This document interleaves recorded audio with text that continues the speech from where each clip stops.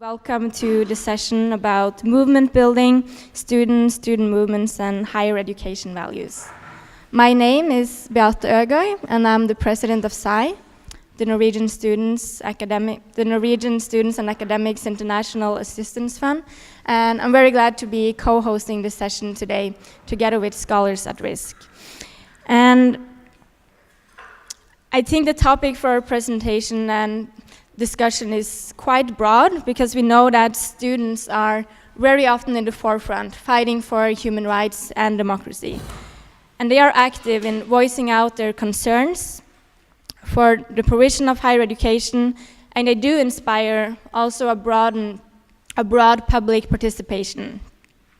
And on numerous occasions we see that students are the ones who are in the forefront and demanding change. If they see that the development in their society is stagnating or if it's moving in the wrong direction, they are the ones who are voicing out the concerns. And I'm really glad that today I have three prominent student activists with me here today to have some fruitful and constructive discussions.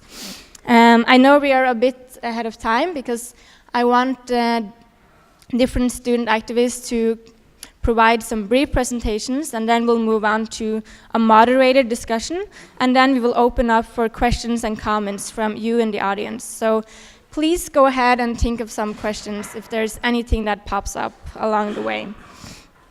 All right, so let me just first introduce you to the three speakers, and then they will all have a short presentation.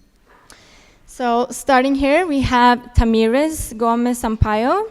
She is the former vice president of União, which is the national student movement in Brazil. And she is currently a law student, and she has also been active in an initiative that is called the Global Student Voice, which is trying to unify national student movements from all over the world to join them, because we know that students are fighting for common issues, they have struggles in common, and also try to unify to fight together for solutions. And then we have Fasiha Hassan. She is one of the prominent student leaders who played an active role in the Fees Must Fall student protest in South Africa. She has held the position as a student representative, council secretary general at Wits University, and currently she is the Deputy Secretary General in South African Union of Students. And she is also a student of law. And all the way to the right, we have Mostafa El-Sayed. He is a human rights activist from Egypt, and he is currently studying in Norway in the University of Tromsø under the Student at Risk program, which is offering protection and a continuation of higher education for student activists who are fighting for human rights and democracy. Mustafa was active as a student activist during the Arab Spring and under the revolution in Egypt in 2011. And he also co-founded a student union. So we'll hear more from them now. Let me just first give the word to Tamires, and then we'll move along.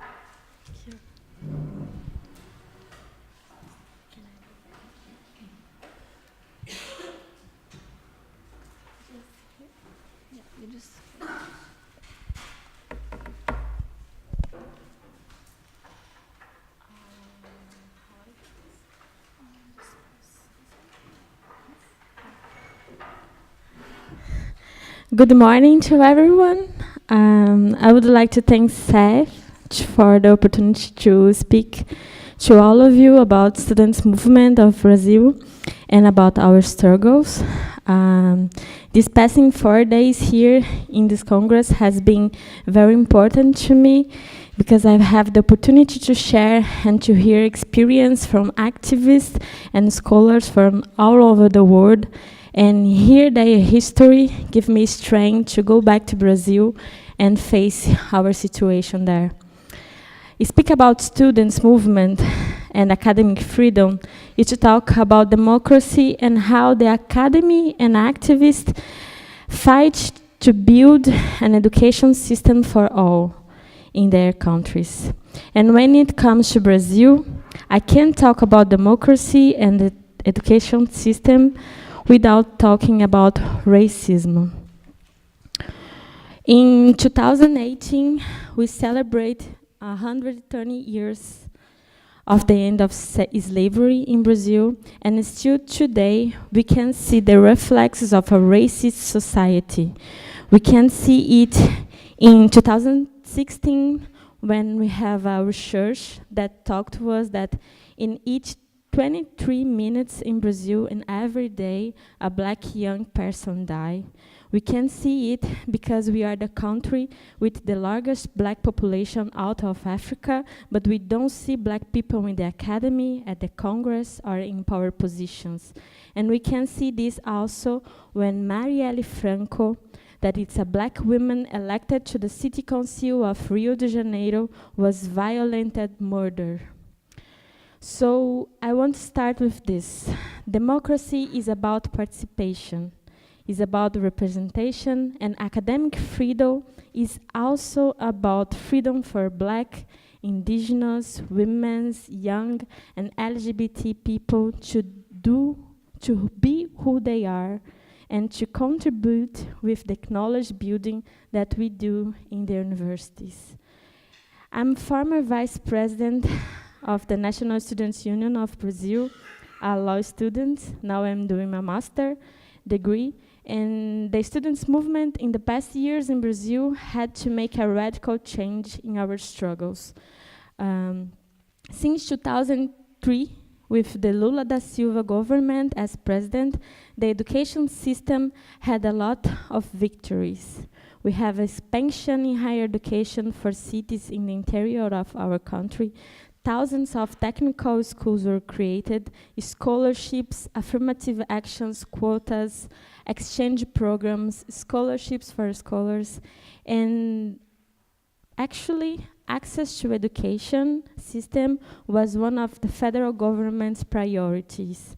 But in 2016, our president-elected, Dilma Rousseff, was victim of a parliamentary coup that resulted in her impeachment.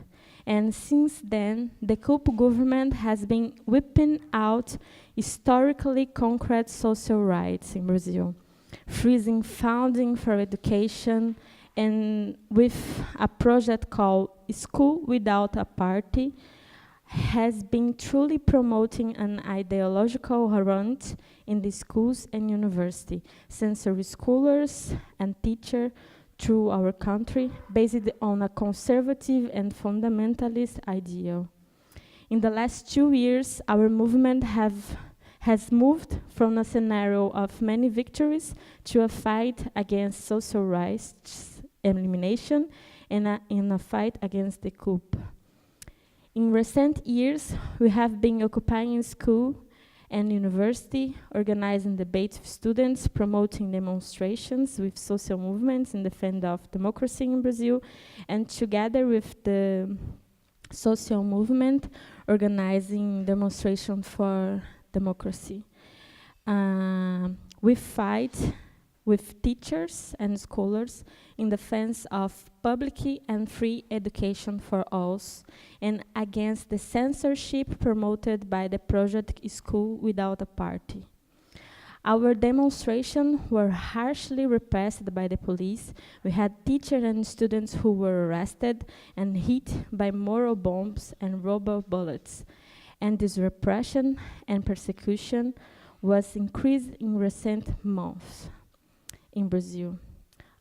As you can see in this image, this is a students from secondary education.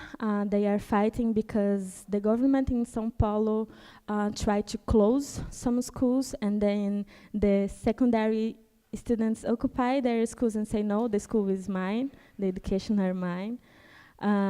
This is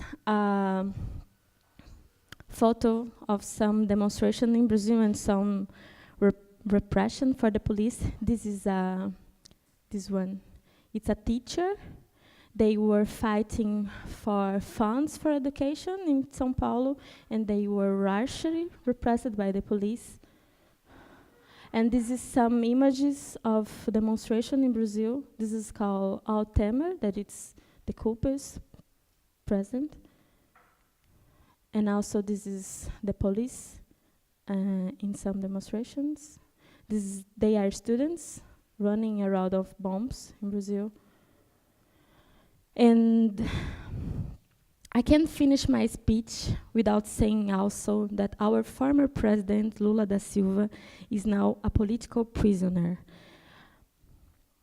He was arrested in a decision based on absolutely no evidence. He's innocent, and the only crime that he committed was to make a government for those people who had been historically forgotten, that took more than 4 million people out of extreme poverty, that put in the university 1 million students who had never dreaming of going to the college because of their social class and their race, that initiates a process of social transformation in Brazil. This year, we will have presidential elections in October, and the Brazilian elite doesn't want Lula to return to the presidency and to continue his project of building a more just and egalitarian Brazil. He is in first place in the electoral polls. He has double to the intention of the second place, and the people want him for what he did and for what he represents. The first worker president of Brazil, a metallurgist, a symbol that the poor people have the right to dream of a better life, to have social rights and to have voice. That's why we are campaigning for Lula's freedom and his right to be a candidate. No? Wait. Just wait, sorry. Sorry. This image is for the Global Students' Voice. It's the seminar that happens in Bergen, Norway in 2016 with students from all over the world. And this meeting is to begin creation like a platform to solidarities, to international student solidarities, and to sharing experience of our movement and strengthen our fight. And finally, on Thursday, Judith Butler said that those who are against the academic freedom and those who censor us are in fact people who are afraid of our potential to think and to transform. And after all this day here in this conference that I have participated in such interesting debates and to meet such brilliant people, such like young people, women, blacks, indigenous people, LGBT people from all over the world, I can only say that they should really be afraid, because we will continue the fight and transform the academy and our society into a more plural, democratic, and free society. Thank you very much for all.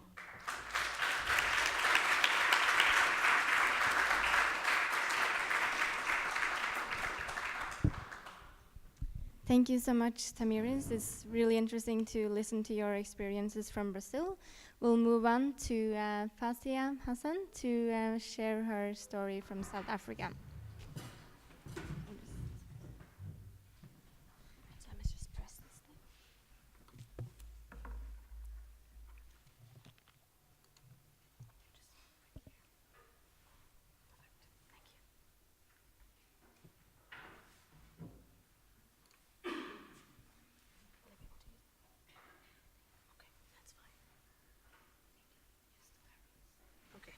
All right, minor technical difficulty. All right, good morning, everyone. My name is Fasiha Hassan, as we've been introduced. I can't stand here in front of you without beginning in a very South African way. So traditionally, the way we begin such discussions, and I'm looking at Tabo because he's going to have to help me out here, but it's very customary for someone in a political space to get up and chant Amandla, and then the crowd is Awetu, basically meaning power to the people. And this was something that was used throughout the anti-apartheid struggle and is still being used at the moment. So, Amandla! Amandla! Forward with the student movement, forward! So now we're in a more South African space and mood. Right, so like I said, my name is Fasiha Hassan. I'm a student activist. I'm also a so-called born free. I was born at the end of 1993, just 3 months shy of the very first democratic elections in my country. And unfortunately, the story isn't as good as I would like it to be, standing in front of you. We have a huge skills scarcity in the country. We have a plateaued economic growth, a lack of access to education and to resources, an incredibly high unemployment rate. The majority of my country is under the age of 30, and we have something like between 50 and 60% unemployment, particularly youth unemployment. Even if you study, it's going to be very, very, very difficult for you to get a job. And this is in the background of already recovering from hundreds of years of colonialism and decades more of apartheid. And so when myself and other students found themselves not just in the university space, but as student representatives, we were faced with exorbitant fee increments and a university space that was not conducive to the success of students. The current situation in South Africa is that higher education is severely commodified. You can be getting straight A's, you can be one of the top students, but if you don't have the money and you have outstanding fees, you're not going to get your results, you're going to get financially excluded, and you're not going to be able to come back. And so a number of us on the 14th of October 2015, we woke up very, very early in the morning, about 5, 6 o'clock, walked and got to our university, and we sat down. Except we sat down in front of the gates. And this was a radical but non-violent protest action in which we intended to show the university community, this was after the failed negotiations, that this potential increment would result in the closing of the doors of higher learning, particularly to the poor black child. And in South Africa, the discussion is still very racialized because access is inherently linked to race at the current space. Whether we like it or not, that is the situation. And so we woke up, we blocked the gates, we were called very wonderful names, savages, baboons, all the wonderful ones. But within a few days, we had grown in number. We grew from about 20 people to several hundred to several thousand. And within 3 or 4 days, every single institution in the country, higher education institution, was shut down. And that was because of a lack of access to higher education. Now, very quickly, just so that you understand, I'm sure it will come up in the questions, but there's 3 ways in which you can fund higher education in South Africa. Number 1 is the state subsidy. Number 2 is sort of through donors and sponsors. And number 3, of course, is fees. Now, state subsidy post-1994 has decreased in real terms from about 50% down to 38%. Not because government is putting in less money, but because we have more students in the system. And we have more students in the system because we opened up the doors. During apartheid, you couldn't just study as a person of color. You had to apply for ministerial permission to be given that chance to study. And so, of course, all of those barriers got lifted, but not enough money was being put into the system to match the number of students coming in. Can't always rely on donor funding. We all know this. It depends on the mood. It depends on who wants to do some corporate social investment. And so, of course, what happened was they increased fees. And the burden of funding higher education went on to students. And now people will say, what about scholarships? What about government funding? Government funding is not sufficient. On average, it's going to cost you about 100,000 rand, and we'll have to do the different calculations on currencies, but it's going to cost you around 100,000 rand to study at a university in South Africa. And government funding stops at about 67 to 72,000 rand. And it doesn't take a math genius to tell you that there's that gap.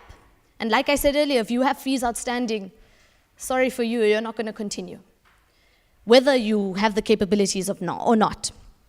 So, of course, this is what then led to the creation of Fees Must Fall. And you can see some of the pictures which I'll go through, but I'll talk you through them as we go along. And I'll also then tie it into just a few key points. This is a student hiding under a bridge just outside my university. During the protests in 2016, there was severe police brutality. students being shot, tear gas, stun grenades, students being imprisoned. Even now, there's a student who's in prison for 8 years due to the Fees Must Fall protests. And so I just wanted to give people an idea of what's really going on the ground. So this is a student hiding away, I guess. This is Wits University. And these on the side are Caspers, basically armored vehicles of the police. This is my elbow. You can't see my elbow, but it's there in the corner. And basically, we had sat down on the ground with our hands up. The difference was, though, is despite the fact that we had no weaponry and that we were not presenting an actual threat, the police still shot. And they still fired tear gas and they still fired stun grenades.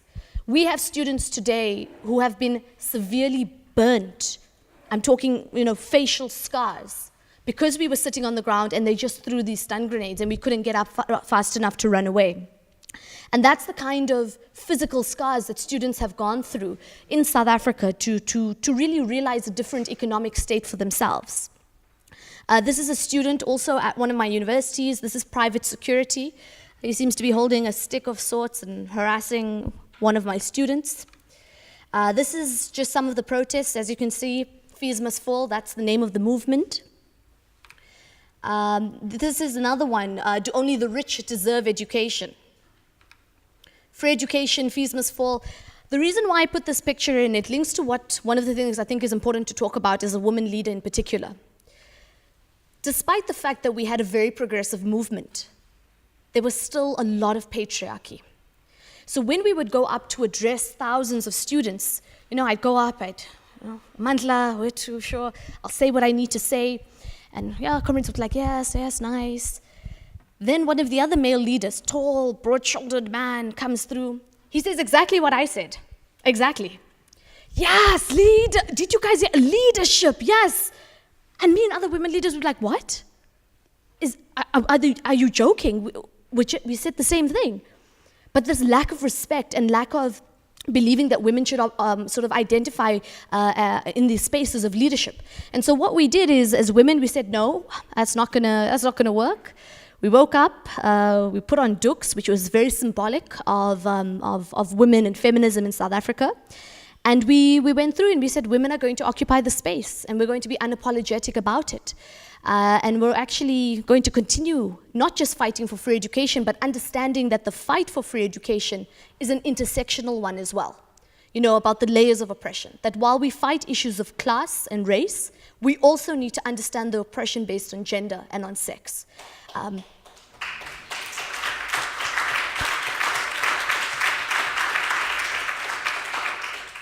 This is a picture, and I've put it in just to give you an idea of the number of students that really got involved in the space. This was the day we marched to the headquarters of the African National Congress, the ANC, basically the ruling party, which was an interesting day for all of us, but it was important for young people in the country, and this is why I've raised this point, that students don't just have a role to play within universities, that we are there in many ways to hold up a mirror to society and to hold up a mirror to politicians and policymakers to say that the decisions they make, not just in education, but throughout the system, affects particularly young people. Because at the end of the day, we are the ones who inherited this democracy. We are the ones who have to safeguard it and make sure that it actually works. And so this was the day in which we marched to the headquarters of the ANC. Education should not be a dead sentence. That's just a play on words of a student. This is another student. I showed you this about the stun grenades, people falling down, getting actually trampled on by police. Fees must fall, reloaded. Asna mali basically means no, I have no money. So that was basically our hashtag and sort of the slogan line. This was just comrades. We were marching through one of the university cities. As I suppose we normally do. This is the University of Cape Town. This is one of our mass meetings. So we would often stand on the stairs and students would just come through. So as you can see, it's very organic, it's very informal. It's very much a plenary session, but one in which not 5 people make the decision, but a few thousand. And as much as that sounds wonderful and democratic, there's a lot of logistical elements around it. And there was a huge issue around how do we make decisions in the student movement moving forward. So that's another discussion to have, hopefully in another platform. This one says, shoot down fees, not us, meaning students. Education is not a privilege. Okay, this one, too rich for NSFAS, too poor for fees. NSFAS is the government funding I was alluding to earlier. Wits fees must fall, yeah, these are just pictures of us. All right, this is outside Parliament. This day, there were about 3 or 4 students who were not just arrested, but went through court proceedings in which they were going to be charged with treason. The government reacted very, very badly to fees must fall and the fight for free education. It was viewed as an attempt at regime change. It was viewed as an attempt to hijack young people. And of course, that's one of the reasons why we face such severe police brutality in the process. This was just us holding up our hands, showing that we have no weaponry. Again, students being attacked. Yeah, and that takes us through. But just before I close, I want to speak on the question of decolonization, which is not a discussion that's necessarily happening in these spaces, but is very much happening in a South African context. The acknowledgement that the university systems that we've inherited were never designed to educate us. They were designed to educate a small white minority, and we still have that structure in place. So there's a need not just to decolonize the curriculum and ensure that what students are learning is important and useful for our current economy, but also to say that students need to feel comfortable in this space. They cannot be studying in a colonial space. If a student comes from rural, parts of South Africa, when they get into a university, the fact that they walked into a university is an achievement. Basic education is another crisis in my country. Now they walk in, they're studying in English, which is a 3rd or 4th language to them. Given the fact that there's not enough funding, there's a very good chance that student's not going to get accommodation, because there's, number 1, not enough accommodation, and number 2, they can't afford it. And so even now, as I speak to you, there are students who sleep in libraries. There are students who sleep in computer labs, and there are students who even sleep in bathrooms. And that is what young people in South Africa are willing to do. It should never be like this, but are willing to go through to ensure that they get an education. But it's the job of myself, of government, of policymakers, to make sure that no student ever has to sleep in a library, ever has to go through the lack of dignity of sleeping in a bathroom. And so with that, I'll close, because I want to really have a lot of discussions. But last point. On the 23rd of October 2015, the president of the country announced a moratorium on fee increments. He created a commission to basically investigate the feasibility of higher education. But very importantly, on the 16th of December last year, the president announced the realization and the rollout of free education for the poor and the working class, which is an incredible, incredible post-democratic victory for young people in South Africa.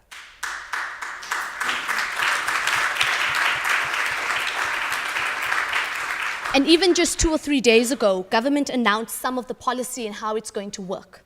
And so where we are now, we are in a space where young people had taken on a particular struggle, had continued through, didn't give up, and ensured that we provided the kind of constitutional rights that are there in theory and in writing, but are not actually being realized. And I suspect there's going to be a lot more to come from this generation of young people in South Africa, people who are continued to the fight for the economic liberation of our people, but also to safeguarding this very hard fought for freedom and democracy. Thank you very much. Thank you so much, Fasiha. Then we'll move on to the next speaker. Mostafa, the floor is yours. So thanks a lot for everybody who has participated to give me this opportunity to talk today. My name is Mostafa El-Sayed Hussain. I'm from Egypt, and after the Arab Spring, I co-founded a student organization in my university, Alexandria University, to defend the freedom of education. And that's why I ended up in jail after the military coup in 2013. I was so lucky to receive a very generous scholarship from Norway, which is Student at Risk, and I invite everybody to check it out and read more about it. But I want to talk about the situation of higher education in Egypt. And I know that it's really depressive and really hard Most of you might heard about Giulio Regini, the PhD student who were tortured to death while he was working in Egypt. And we have more than 21 documented kill of students in campus. We have very foreigners researcher facing a lot of barriers so that the regime is trying to make the academic Egyptian community isolated from the rest of the world. And we have hundreds of expelled students in the country. All the student organizations were banned from the campus, like Masr al-Qawiyya and Ad-Dastur Party. But also, most importantly, the government has changed the bylaws in the university so that they have canceled the National Student Union. And also, we have a lot of students who were elected in this National Student Union who were put on the country terrorism list. But on the, and I think the students are now standing alone, fighting for academic freedom in Egypt. And to be fair, they aren't actually alone. Like, there is the rest of the NGOs who are trying to support them after the government crackdown against NGOs. And also, we have programs like Student at Risk in Norway. But on the other hand, we have an academic community which is full of corruption. Many of those who we considered our friends has turned their back towards us. For instance, as my colleague Mohammed Abdel Salam has said yesterday, one of the major scholarships in Europe has agreed to hand our government the short list of the accepted students before they got accepted, and the government have removed some students of it. And some other countries in Europe ask you to apply through the government, not through them, so that the government can exclude any student who might be a security threat. And also, we are facing the highest percentage of people who can't read and write in the Arab region, the highest number, not the percentage. And I think supporting student activists with empowering them with education is the most important thing that we can do now to face what is happening in Egypt. Putting more pressure on the Egyptian government, or at least don't handle them our names before we got accepted, will be so nice. And and finally, I want to end my speech with that. I know that the situation in Egypt might be becoming more and more boring and more depressive, but nobody has ever said, as far as I know, that our path to tomorrow that we dream of will be an easy path. Thanks a lot.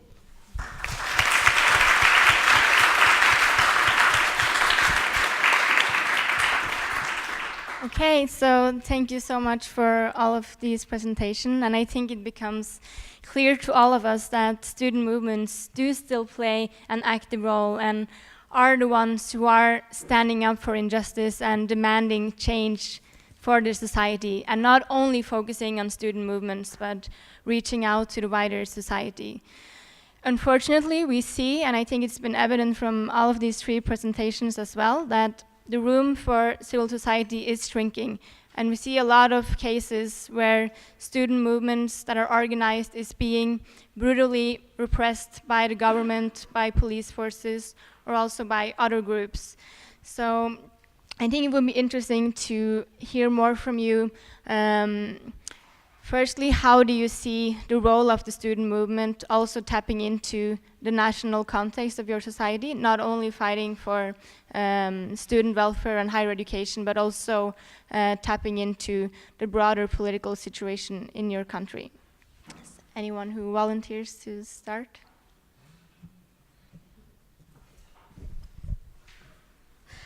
So in South Africa, like I was saying, as much as we've been involved in higher education, what we've seen is the rebirth of young people.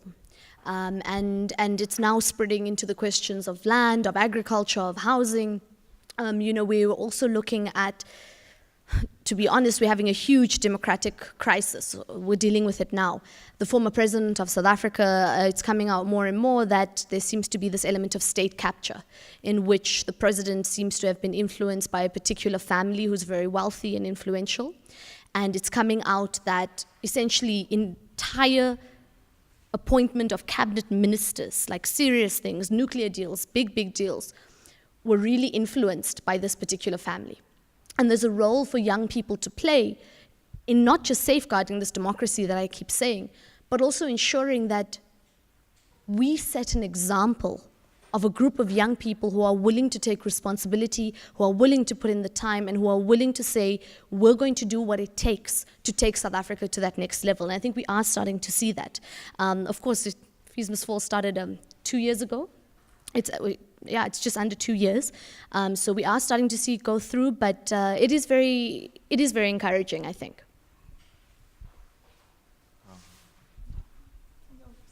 Okay, so in Egypt right now, we are governed by a totally maniac president who people who speak Arabic can understand more why I like to call him like that.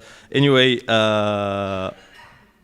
he is totally crazy. Like he claims stuff like that the army has invented this machine that can cure AIDS and hepatitis C, stuff like that. And the student movement are just trying to earn a small margin to fight this kind of craziness, to raise more awareness. And I think like right after the revolution in 2011, we realized that the only way that we can continue our way is that everybody fight in his place. So students will fight in their universities so that they make their education good for the future. Laborers will fight in their unions so that we have some social justice and etc. And right now the crackdown is really bad and the situation is really depressive. But we can still see the students are trying to fight more and more and again and again. And each year, the government think that the student has been all expelled, all the active student has been expelled. Like 2 years ago, the government actually has organized the National Student Union elections, and they made huge rules to prevent any activist from running for this election. But at the other hand, they didn't win it. The student who followed the regime didn't win it, and some independent students won it. So the government didn't recognize the National Student Union. The next year they changed the law to cancel it at all. And we can see the students are still surviving somehow. In Brazil also we have like an increasing of the students movement, and actually I think that in the past years, like young black women and LGBT peoples and indigenous people in Brazil also are coming more and more to the social movement, not just the students movement, but feminist movement, black movement. And because I think that young people, students, are seeing that it's in our hand actually build our future and build like a better society. And with what's happening in Brazil with this repression and with the coup and with these cuts of social rights there, I think that the people, the working classes and the poor classes are like awakening and saying, no, we have to do something, we have to go into the streets, we have to organizing in social movements and in students movements to try and do something, to trying to build like a better society and to trying to achieve more social justice and more social rights. Thank you. And I think it's become quite clear as well that we do have common struggles and we do share a lot of the same visions when it comes to values within higher education. I know, speaking on my behalf, being a student leader from Norway, a lot of my fellow students, they take academic freedom and institutional autonomy for granted. And that is obviously not the case in the presentations that we heard here from Brazil, Egypt, and South Africa. So I just want to ask you, because we also spent 2 days during this conference to have discussions looking into how student movements can collaborate, what kind of opportunities and challenges is it that we're facing, and how can we contribute to a global student movement or to contribute to more international solidarity across borders. So my question is, what do you think is, relating to your context, what do you think is the role of international solidarity? And also, how do you relate to the values of academic freedom and institutional autonomy? Sorry for combining the two questions, but time is moving just so fast, and I want to spend the last minutes opening up for the audience. But international solidarity and the values of higher education. Mostafa, please. I think that any brochure which is bought on the Egyptian government is very useful, especially from the international communities. Like we have seen it in many cases before when the international community bought some, and when there is some solidarity from students all over the world or labor union all over the world with a certain case, we see the government is taking like a little bit positive response. And I think it's really useful and crucial that we all come together and help each other, because the situation isn't that different. For instance, I was like discussing the idea of our closed campus culture in Egypt, that all our campuses are surrounded by walls, and I discovered that in South Africa it's the same case. And I think we are facing the same issues, and we are making the same struggle. And solidarity can build this kind of network that helps us to fight together in the common issues, and also can affect directly the situation of students in Egypt. About international solidarity, we are building this Global Students Voice Seminar, and I think that this is very important because we are facing like same problems in different countries, and we have different kind of ways to fight against these problems. And I think that with this international solidarity, with this international exchange, we can learn with our friends from other country, and we can be more like strength to fight in our country. So I think that this is very important. And about academic values like academic freedom and etc., like I said, I think that it's important, very important, we freeze that we don't have like a democracy and academic freedom in a society that it's racist, that it's sexist. So I think that we need always in every seminar and congress and in space that we discussed about university and about access to education, this kind of oppression, we have to link the fight for academic freedom and for democracy in the university, for the fight against censor, with the fight against racism, against sexism, and against violence for poor people, and etc. And I think that it's important because academic space, like the scholars, are the people who build our thought, I think. And I think that we have to link like all these kind of fights in our society. Just a quick one on the international solidarity question. My presence here as a free South African is testament to the power of international solidarity. It was universities, student movements, academics, trade unions, I can go on and name so many different organizations in the international community who, when we were being suppressed, killed, massacred, they spoke for us and were able to put enough pressure on the South African apartheid regime that forced them into negotiations. So I can't emphasize the point and the need for international solidarity enough. And you know, at this point, I must mention Lena, who's from Cameroon. And students there and young people there are also undergoing severe human rights atrocities. And people like Lena are not able to speak out because of how unsafe it is.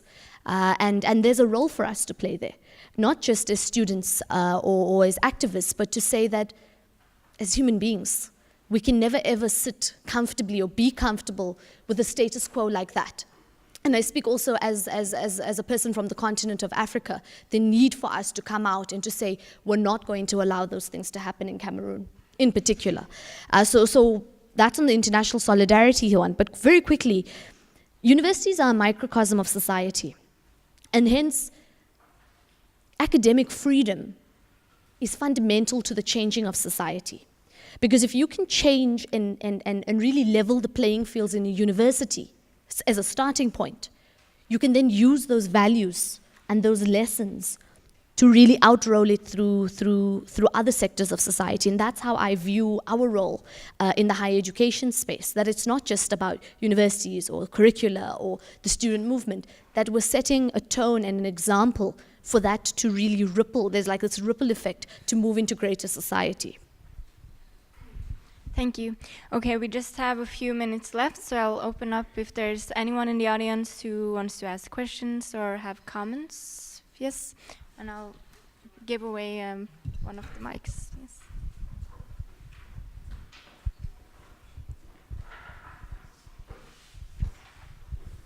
Yeah, thank you. I really enjoyed this panel, and I'm also very happy that you all basically addressed intersectionality here. Yeah, I think that's very important, and it's usually a bit neglected, I think.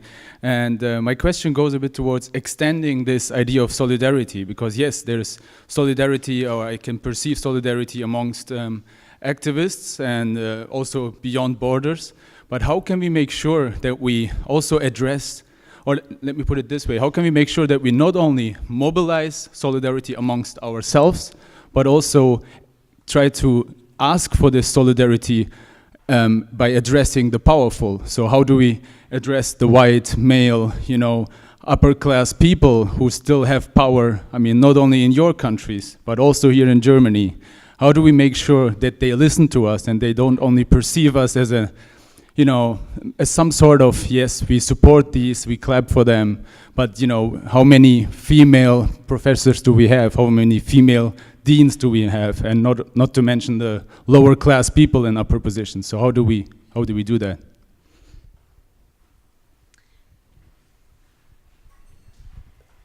When we were faced as students in a situation where we had almost nothing. I mean, as a student, you don't have money, you don't have a degree yet, you don't have a title, you have almost no social capital. We had discussions on what do we have that they need. And that was the academic program, right? The fact that they needed us, the country needs us to study, they need us to graduate.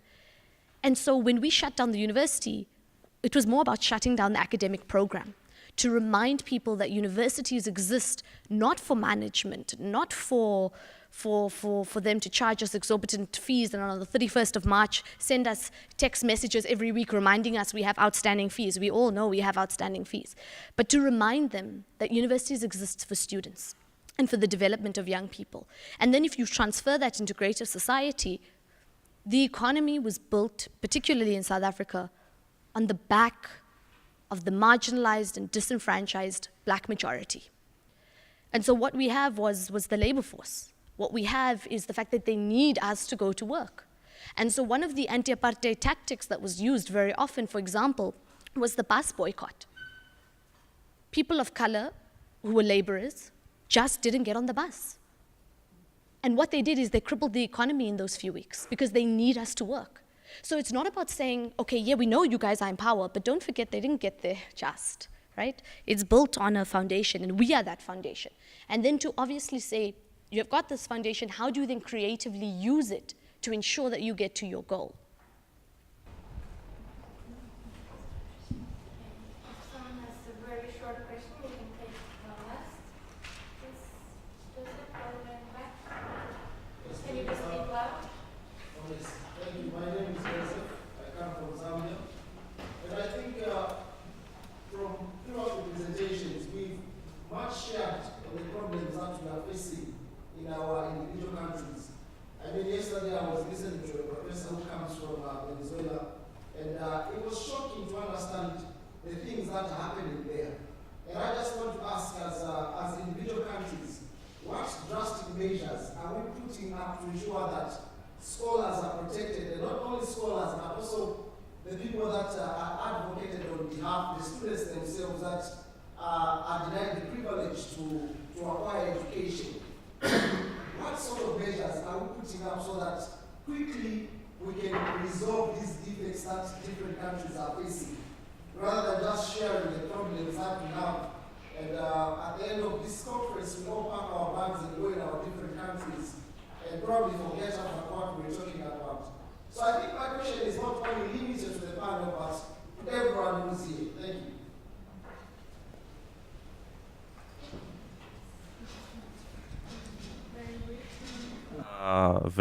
Very fast because we are running of time. I think even if it like in the worst case scenario, even if everybody went back home and didn't remember anything, this network of people who got introduced to each other and know each other will help. I know for sure because I'm right now planning something with other students about solidarity with some of my friends who are arrested in Egypt. And we gonna work on that through the upcoming days. So, there is always this chance to to expand your network, and it will help.